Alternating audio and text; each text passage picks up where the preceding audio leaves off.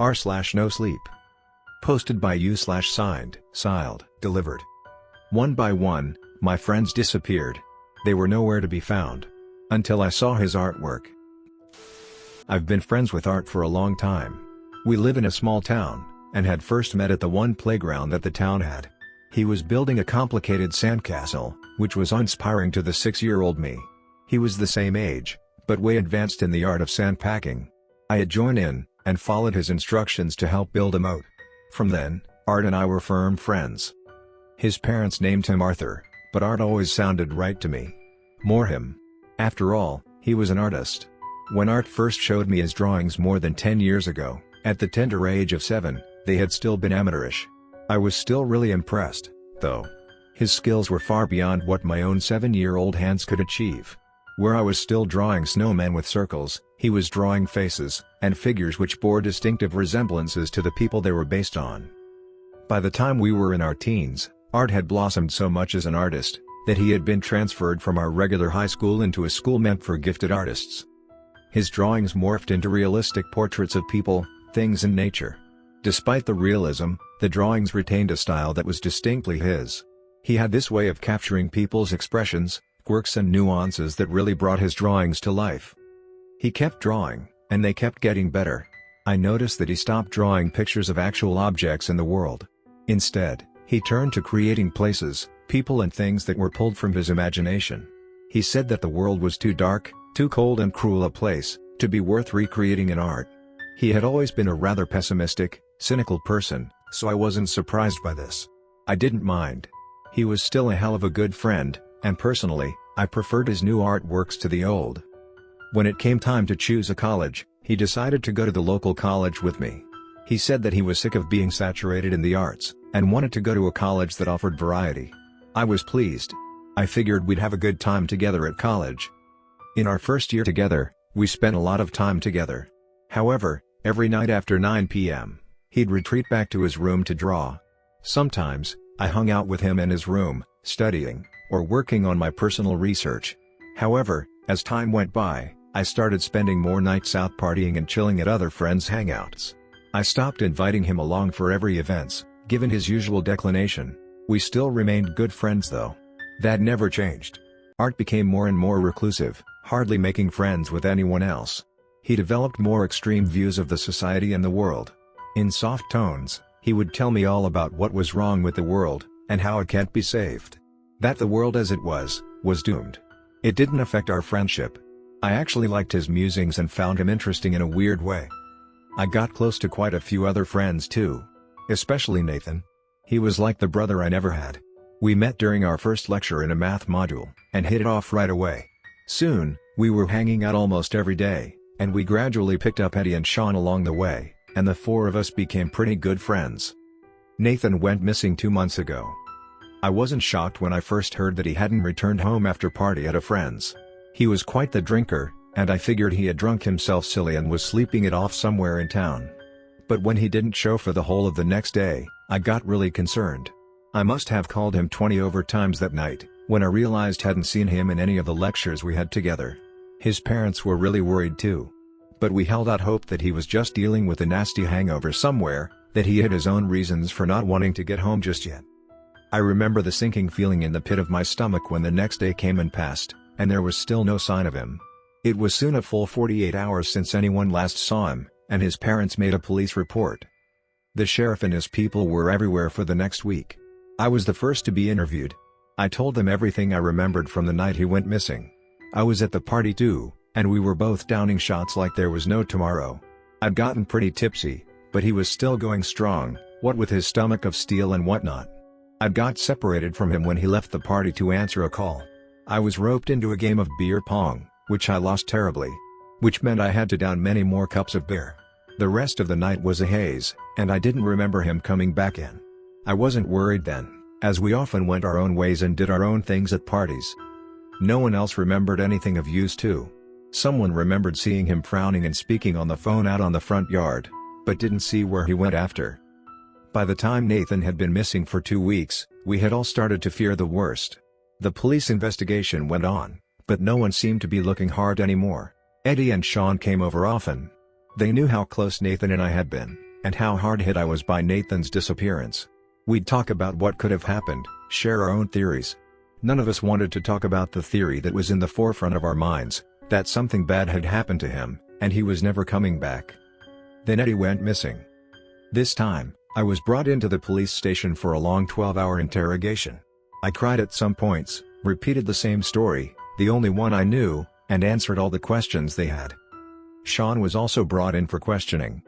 When it was all over and we were both released home, I was in a bad state. It was the second time I'd lost a friend. Sean and I stopped hanging out after that. We were both too traumatized by the disappearance of Nathan and Eddie. Hanging out with Sean felt weird after that.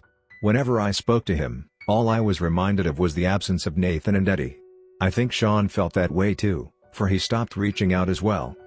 I still met Art pretty often. I no longer went over to his place to hang out. He had said that he was in the midst of a major project, and his place was a war zone. Art tried to comfort me, but he wasn't very good at it. He just served up the usual platitudes, "I'm sure they're fine, they're safe, you'll see them again," and so on. But he was a stable, comforting presence in my life, and it was good to just hang out without us saying much. Things went on like that for a while. Eddie and Nathan were nowhere to be found. Then Sean called me one night. He said that Art had invited him over to his place. Sean felt taken aback, as Art and him barely hung out. They had exchanged only the perfunctory hellos when they had crossed paths due to me. Sean was at his front door, but everything was dark. He wanted to know if I was going to be there as well.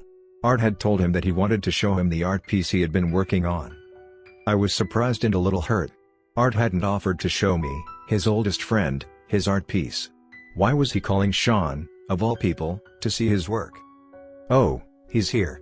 He just came to the door. I'll talk to you later, Kay?" Sean said, and hung up. I texted Art to ask about him inviting Sean over. Art replied with a simple message, "You can come over tomorrow." I let it be, and spent the night watching TV, distracting myself from the sadness and fear I felt for Nathan and Eddie. The next day, once class had ended, I went over to Art's place. He invited me into his room, and when he opened the door, I could see what he meant by saying it was a war zone. There was paper everywhere, on the floor, on an easel, pasted on the walls and hung up on a string. He cleared a path for me to the bed, where we sat down and stared at a few of the pieces of his recent artwork. They were beautiful. I soon realized that the different art pieces were snapshots and images from the same place, a place that had a magical quality to it. He drew cobblestone streets lit with antiquated lamps at the sides, quaint stone cottages with lush gardens, and a forest that filled the background. He also drew pictures of a mountain in the distance, a town square, a library, and so on. He had created a whole town in art. "Do you like them?" he asked, anticipation lacing his voice. "They're awesome. This place looks fantastic. How long did you spend on these?" He grinned, pleased as punch. "I've spent the last 6 months or so working on these. Here. This is the map of the town I'm creating." He sprawled out a map he had carefully constructed, complete with a legend, a scale, and different markings. I was blown away. "Dude, you could be a city architect. Or whatever they call those people who design cities. This is incredible. Man, I wish our town looked like this." I could tell that Art was immensely proud of his work. Then I caught a glimpse of anxiety in his eyes. He cleared his throat nervously, then picked up large squares of paper from his table. With a solemn gesture, he laid the pieces by my side. I picked the first one up. It was a drawing of a cottage, with old wooden doors, stone walls covered with vines, and big sunny windows. I froze. Someone was at a window. Someone who looked very much like Eddie. The Eddie in the picture was staring out the window with wide eyes full of fear, his signature scar by his temple clearly pictured. He looked like he was trying to get the window open. He was moving. I looked at Art, in complete shock. He looked away. Trembling, I picked up the next piece of paper. It was Sean. Sean was pictured to be in a room, which contained a cheerful fireplace and a brown couch with colorful rugs strewn over it. Sean was sat in a corner of the room, hugging his knees, looking miserably at the fireplace. Then he turned to look at me, and started to gesture frantically. I couldn't hear him, but his mouth was opening and closing, and I could see from the bulge in his forehead that he was yelling with all his might. I felt nausea rising within. I picked up the last piece of paper. Sure enough, there was Nathan. Nathan was by a river. He was seated with his back turned towards me, and he was still for the most part. I could read his resignation by the slump of his shoulders. "What's this?" I choked out. "How is this happening?" Art finally turned to look at me. "I wanted to create a town. A place that is full of beauty and comfort. Some place just for us, for the people who deserve it. I know you're close to Nathan, Eddie, and Sean. I know they're nice guys too. I thought we could all hang out here, instead." I looked at him, fighting the disbelief that enveloped me. Every time I looked up from the art pieces, I would immediately think that I was dreaming. That it wasn't really happening. That my senses were going crazy. That no one was really moving, in these pictures. But every time I looked back down, there they were, still struggling with the window, still yelling, still shifting about once in a while. "How did you get them in?" Art shrugged. "I just kind of knew I could. As I was drawing this town, I just knew that it was a place we could enter. I drew us all in. Then I got each of them to touch their drawings. They got sucked in then." I looked around. This had to be a joke. An elaborate plan, months in the making. It wasn't April. But perhaps there's some massive reality show going on. A show that involved everyone in town, the sheriff, the officers. It didn't make sense, I knew. But it still made more sense than what Art had said. "How are you making this happen?" I asked. "Come on, joke's over. Stop messing with me." Art didn't respond. He just looked at me. I looked back down, unnerved. Then I saw Nathan turn in the drawing. He caught sight of me, and his eyes widened. He started yelling, unheard. It was like watching a movie on mute. Then I saw Nathan kneel down. He was writing something, in the soil. I took a closer look. "Help," he was writing. "Art is dangerous." The chills went down my spine. "Run. Get help." Nathan continued writing. Art sighed. He doesn't get that I'm doing this for us. He doesn't get it yet. I'm making a whole new life in a whole new world, for us. For the people that made the cut. Art went to the table and pulled out another piece of paper from his drawer. He placed it in front of me. I spotted it immediately. The figure of me. He had drawn me at a playground. It was similar to the one in our town, but a much fancier, more aesthetically pleasing version. I was building a sandcastle in the picture. The drawing of me didn't move. There was something flat about it. It lacked the spark of realism that the other drawings had. "Touch it," Art said. "Let's go, I've my own drawn up. Let's go into this town together." "No," I said, gritting my teeth. "You've got to let them out." He stared at me, and sighed again. "I knew you would take time to get used to the idea. Just touch the figure of yourself. You can see for yourself, the town we'd be living in. The world I created. You'll realize how much better it is than this world." I started to back away. Then he grabbed me. In a few quick moves, he got behind me, and pressed me to his chest. There was a knife at my throat. My mouth gaped open in shock. I couldn't believe what was happening. Art had never pulled a knife on anyone. He wasn't a violent person.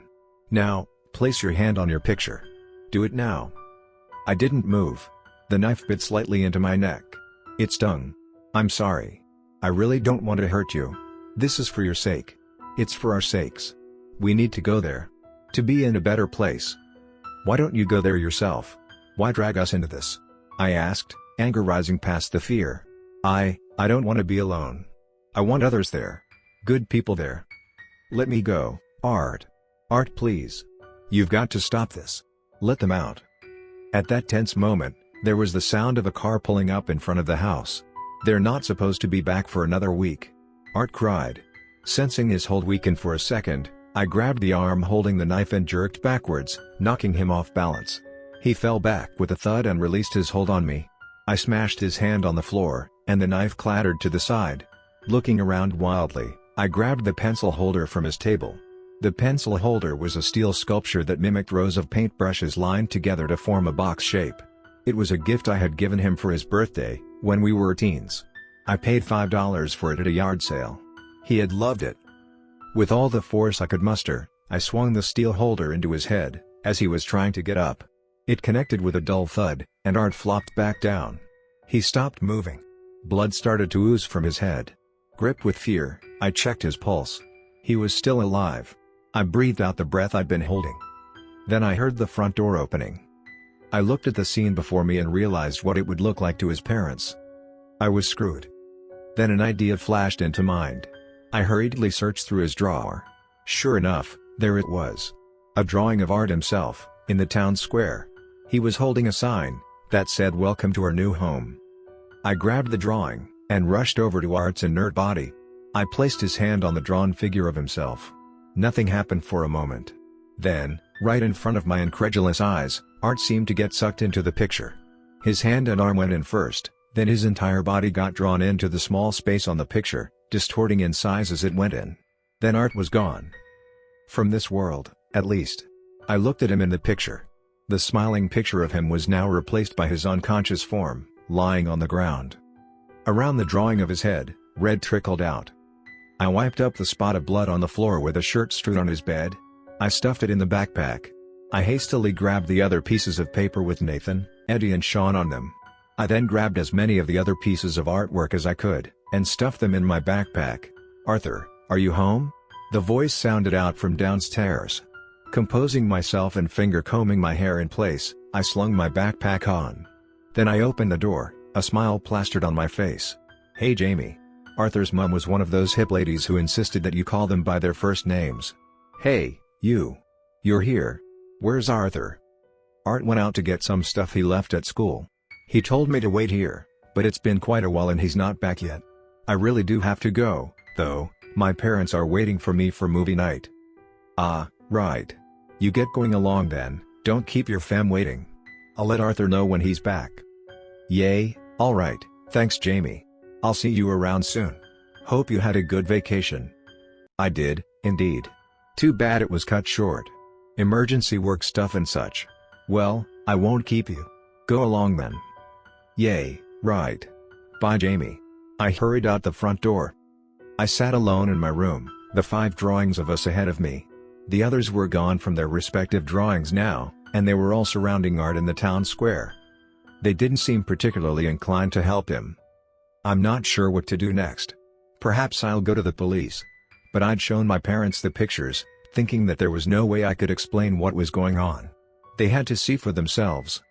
They didn't see anything. They just saw the still, unmoving image of the town square. When I kept pointing out the 4 figures in the square, they just looked at me with bewilderment, exchanging looks of alarm with each other. When my dad suggested calling the emergency psych services, I changed track really quickly. I pretended that it was all a joke, an experiment my friends and I had agreed to do on our parents. They got mad, then. I just kept saying sorry as they rebuked me, then excused myself to the room. The police weren't a good idea. I stared at them looking up at me from the picture for a while longer, feeling helpless. Then I tucked them in my drawer. I wanted to wait for Art to wake up, to tell me how they could get out. I couldn't sleep that night.